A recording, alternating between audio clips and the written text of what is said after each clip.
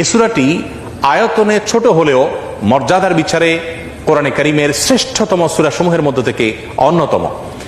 নবী করিম সাল্লাল্লাহু আলাইহি সাল্লাম এক হাদিসে বলেছেন, ইন্নাহা লাতা'দিলু সুলসাল কোরআন, নিশ্চয়ই সূরা ইখলাস এটি মর্যাদার বিচারে এবং সওয়াবের দিক থেকে কোরআন কারীমের 1/3 বা 1/3 সমতুল্য।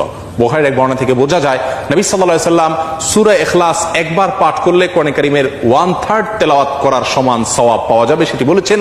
এর উপর ভিত্তি করে অনেক উলামা ইকরাম বলেছেন, 3 বার যদি কেউ কুল হুয়াল্লাহ সূরা বা সূরা ইখলাস পাঠ করে তাহলে আল্লাহ রাব্বুল আলামিন তাকে গোটা কোরআন একবার পড়ে শেষ করার সমান সওয়াব দান করবেন। অন্য আরেকটি হাদিসে বর্ণিত হয়েছে, এক ব্যক্তি সূরা ইখলাস পাঠ করেছেন, নবী সাল্লাল্লাহু আলাইহি ওয়াসাল্লাম সে শুনতে পেয়ে তিনি বলেছেন ওয়াজাবাত, অর্থাৎ তার জন্য ওয়াজিব হয়ে গেছে।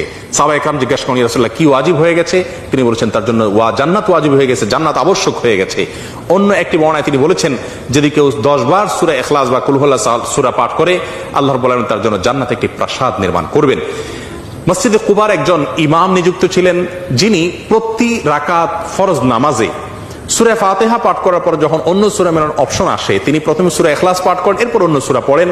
সাহাবা ইকরাম এবং সেই মসজিদের মুসল্লিরা নবী সাল্লাল্লাহু আলাইহি ওয়াসাল্লামের বিষয়টি উত্থাপন করলেন এবং তারা জানতে চাইলেন কেন তিনি এমনটি করেন। সূরা ইখলাস এটি তো প্রত্যেক রাকাতে পড়াটা বাধ্যতামূলক নয়, সূরা ফাতিহার পর তিনি নিয়মিত এটি কেন করেন? সেই ইমামকে ডেকে নবী সাল্লাল্লাহু আলাইহি ওয়াসাল্লাম জিজ্ঞাসা করলেন এর কারণ সম্পর্কে। তখন তিনি বলেন, ইয়া রাসূলুল্লাহ, আমি সূরাটাকে